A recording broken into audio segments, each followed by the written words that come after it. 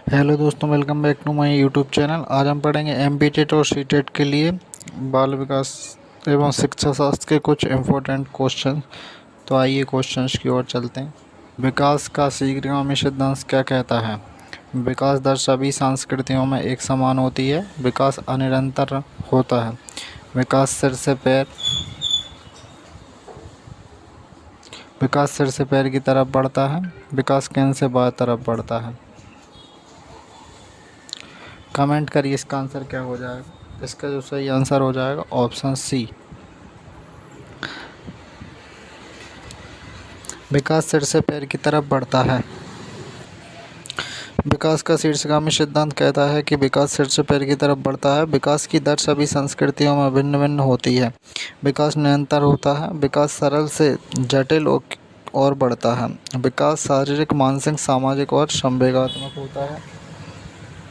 विकास केंद्र से बाएं की तरफ बढ़ता है। विकास का समीप दूरस्थ सिद्धांत होता है, जिसमें शरीर के केंद्र या समीप वाले हिस्से पहले विकसित होते हैं और फिर छोर विकसित होते हैं। तो देखिए दूसरा क्वेश्चन, निम्नलिखित में से कौन सकल मोटर कौशल का एक उदाहरण है? फुटबॉल से को किक करना, सुई में धागा पिरोना, लिखने के लिए पेंसिल पकड़ना, ट्रेड में बीड लगाना। कमेंट करिए इसका आंसर क्या हो जाएगा। इसका जो सही आंसर होगा ए ऑप्शन, फुटबॉल को पिक करना।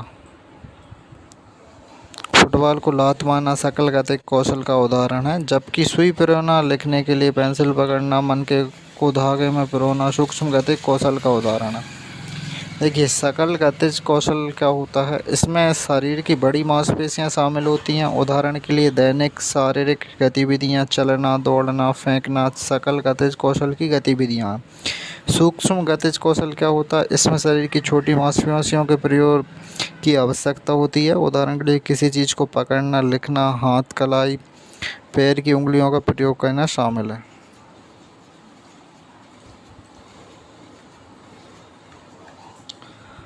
देखिए एक महत्वपूर्ण भूमिका निभाता है। धार्मिक संस्था सामाजिकरण की प्राथमिक कारक हैं। महत्वपूर्ण भूमिका निभाता है। धार्मिक संस्था सामाजिकरण की प्राथमिक कारक हैं। तो कमेंट करिए इसका आंसर क्या होगा। ए और आर दोनों सही हैं। आर ए की सही व्याख्या करता। ए और आर दोनों सही हैं। आर ए की सही व्याख्या नहीं करता। आर ए सही है लेकिन आर गलत है। ए सही है लेकिन ए और आर दोनों गलत है। कमेंट करिए इसका आंसर क्या हो जाएगा। इसका आंसर होगा ऑप्शन नंबर सी। ए सही है लेकिन आर गलत है। देखिए अभिकथन ए, विद्यालय बच्चे के सामाजिकरण में एक महत्वपूर्ण भूमिका निभाता है, सही है, क्योंकि विद्यालय को समाज का लघु रूप माना जाता है। बच्चे विद्यालय आकर विविध दायित्वों का मूलों अनुशासन सीखकर सामाजिक प्राणी बनते हैं। और आठ धार्मिक संस्थाएं सामाजिकरण का प्राथमिक कारक हैं, गलत है, क्योंकि धार्मिक संस्था सामाजिकरण का द्वितीयक कारक है। सामाजिकरण का प्राथमिक कारक क्या क्या होगा? परिवार, पास पड़ोस, मित्र समूह और रिश्तेदार आदि। सामाजिकरण का द्वितीयक कारक है विद्यालय, मीडिया, धार्मिक संस्था, किताब और पत्र पत्रिकाएं।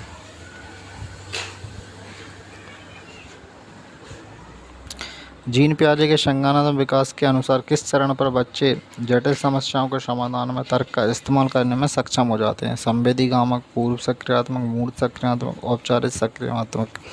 कमेंट करिए इसका आंसर क्या हो जाएगा। इसका जो सही आंसर होगा डी ऑप्शन, औपचारिक सक्रियात्मक। जीन पियाजे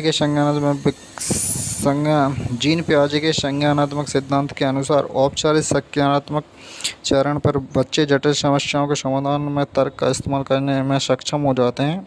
इसे अमूर्त सक्रियात्मक अवस्था भी कहा जाता है। यह अवस्था 12 वर्ष की आयु से अधिक होती है। देखिए संवेदीगामक अवस्था, इस अवस्था में शिशु अपनी इंद्रियों का उपयोग करते हैं तथा वस्तु स्थायित्व का विकास होता है। यह अवस्था 0 से 2 वर्ष की होती है। अब देखते हैं पूर्व सक्रियात्मक चरण। इस अवस्था में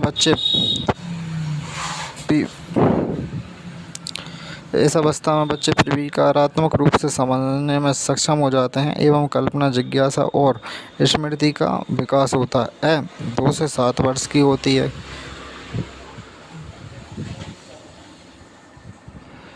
और इसका जो होता है 0 से 2। अब देखते हैं मूढ़ सक्रियात्मक चरण। मूढ़ सक्रियात्मक इस अवस्था में बच्चा संख्या द्रव्यों और वर्गीकृत कर सकते हैं तथा तार्किक रूप से सोचने की क्षमता विकसित हो जाती है। यह 7 से 12 वर्ष के लिए होती है। मूढ़ सक्रियात्मक 7 से 12 वर्ष के लिए है। देखिए 5वां क्वेश्चन, बच्चे जब नई जानकारी से सामना करते हैं तो वे अपने मानसिक संरचना और स्कीमा का संशोधन कर लेते हैं। जीन पियाजे की शब्दावली में यह प्रक्रिया क्या कहलाती है? अनुसरण, समायोजन, समावेशन, मौखिकीकरण। कमेंट करिए इसका आंसर क्या है। इसका जो सही आंसर हो जाएगा बी ऑप्शन, समायोजन। देखिए समायोजन क्या होता है? समायोजन तब घटित होता है जब बच्चे अपने वर्तमान स्कीमाओं में परिवर्तन करके नए अनुभवों के अभिप्राय को समझते हैं। और समावेशन क्या होता है?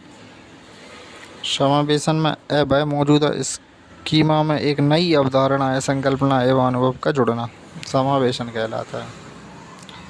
लेव वाइगोत्स्की के सिद्धांतों के अनुसार व्यक्तिगत वाक बच्चों को अपनी सोच विनियमित करने में मदद करता है, बच्चों की सोच में रुकावट पैदा करता है, बच्चों की आत्म केंद्रितता दर्शाता है, बच्चों को चुनौतीपूर्ण कार्य दिए जाने पर घटता है। कमेंट करिए इसका आंसर क्या होगा। इसका जो सही आंसर हो जाएगा ऑप्शन नंबर ए, बच्चों को अपनी सोच विनियमित करने के लिए मदद करता है। अगर आपको हमारी क्लास अच्छी लग रही तो लाइक्स और सब्सक्राइब ज़रूर कर लें चैनल को, ताकि हम कोई वीडियो अपलोड करें तो उसका नोटिफिकेशन सबसे पहले आपके पास आए। लेव वाइगोत्स्की के अनुसार हमारी संज्ञानात्मक संरचना और चिंतन प्रक्रिया में निर्माण में महत्वपूर्ण भूमिका निभाते हैं। स्कीमा, सामाजिक संपर्कता, आनुवंशिक प्रवृत्तियाँ, अनैच्छिक सहजता क्रियाएं। तो कमेंट करिए इसका आंसर क्या हो जाएगा। इसका जो सही आंसर है ऑप्शन नंबर बी, सामाजिक संपर्कता। तो देखिए लेव वाइगोत्स्की के अनुसार सामाजिक संपर्कता हमारी संज्ञानात्मक संरचना और चिंतन प्रक्रिया के निर्माण में महत्वपूर्ण निभाते हैं। लेव वाइगोत्स्की महोदय ने सामाजिक सांस्कृतिक भाषा विचार से पहले आता है, जबकि जीन पियाजे के अनुसार विचार भाषा से पहले आता है। सामाजिक सांस्कृतिक सिद्धांत बालक समाज और संस्कृति में हर कर अनुकरण करता है एवं समाज के साथ अंतःक्रिया करके स्वयं का विकास करता है। वाइगोत्स्की के अनुसार संज्ञानात्मक विकास के लिए सामाजिक एवं सांस्कृतिक सिद्धांत आवश्यक हैं। लॉरेंस कोहलबर्ग के अनुसार नैतिक विकास के स्तरों का सही क्रम क्या है? पूर्व पारंपरिक, पारंपरिक, उत्तर पारंपरिक, पूर्व पारंपरिक और गैर पारंपरिक, उत्तर पारंपरिक, उत्तर पारंपरिक, पूर्व पारंपरिक, पूर्व पारंपरिक, पारंपरिक, पूर्व पारंपरिक, उत्तर पारंपरिक। कमेंट करिए इसका आंसर क्या होगा। इसका जो सही आंसर हो जाएगा ऑप्शन नंबर ए, पूर्व पारंपरिक, पारंपरिक, उत्तर पारंपरिक। देखिए लॉरेंस कोहलबर्ग के अनुसार नैतिक विकास के स्तरों का सही क्रम पूर्व पारंपरिक, पारंपरिक और उत्तर पारंपरिक है। कोहलबर्ग के नैतिक विकास के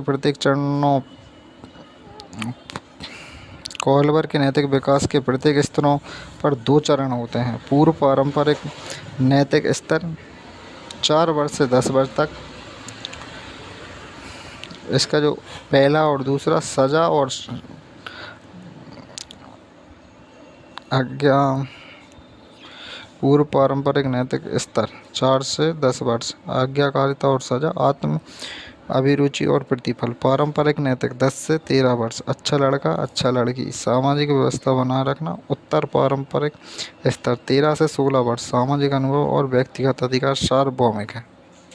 प्रगतिशील शिक्षा सुझाती है कि रिक्त स्थान शैक्षिक नियोजन का केंद्र होना चाहिए। परीक्षाएं, अध्यापक, माता पिता, विद्यार्थी।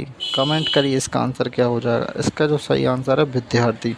प्रगतिशील शिक्षा सुझाती है कि विद्यार्थी शैक्षिक नियोजन के केंद्र होने चाहिए। प्रगतिशील शिक्षा के जनक जॉन डीवी हैं। प्रगतिशील शिक्षा के जनक कौन है? John Dewey. ठीक है दोस्तों, प्रगतिशील शिक्षा एक ऐसी शिक्षा है जिसमें रटने के बजाय करके सीखने या अनुभवों पर बल दिया जाता है तथा औपचारिक शिक्षा के बजाय व्यवहारिक ज्ञान को प्राप्त करने के सुलभ अवसर उपलब्ध कराए जाते हैं। जॉन डीवी ने 1894 में शिकागो में लर्निंग बाय डूइंग का प्रस्ताव रखा था। हार्वर्ड गार्डनर के अनुसार एक अच्छा कवि और लेखक होने के लिए एक व्यक्ति में किस प्रकार की बुद्धि होनी चाहिए? अंतः व्यक्तिगत, भाषाई, शारीरिक, गति, संवेदी, दिशाई। कमेंट करिए इसका आंसर क्या हो जाएगा। इसका जो सही आंसर है ऑप्शन नंबर बी, भाषाई। हार्वर्ड गार्डनर के अनुसार अच्छा कवि और लेखक होने के लिए एक व्यक्ति में भाषाई बुद्धि होना चाहिए। हार्वर्ड गार्डनर द्वारा बहुबुद्धि सिद्धांत प्रस्तावित किया गया था। इनके अनुसार बुद्धि क्षमताओं और अग्रसर करता है।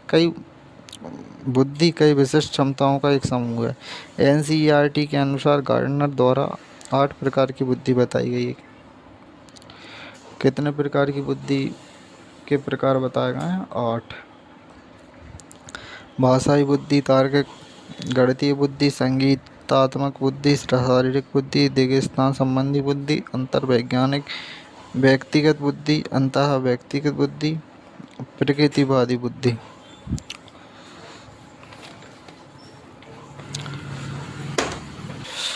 ऐसे और भी वीडियोस देखने के लिए हमारे यूट्यूब चैनल को ज़रूर सब्सक्राइब करें। आज क्लास में इतना ही, बाकी हम आगे पढ़ेंगे।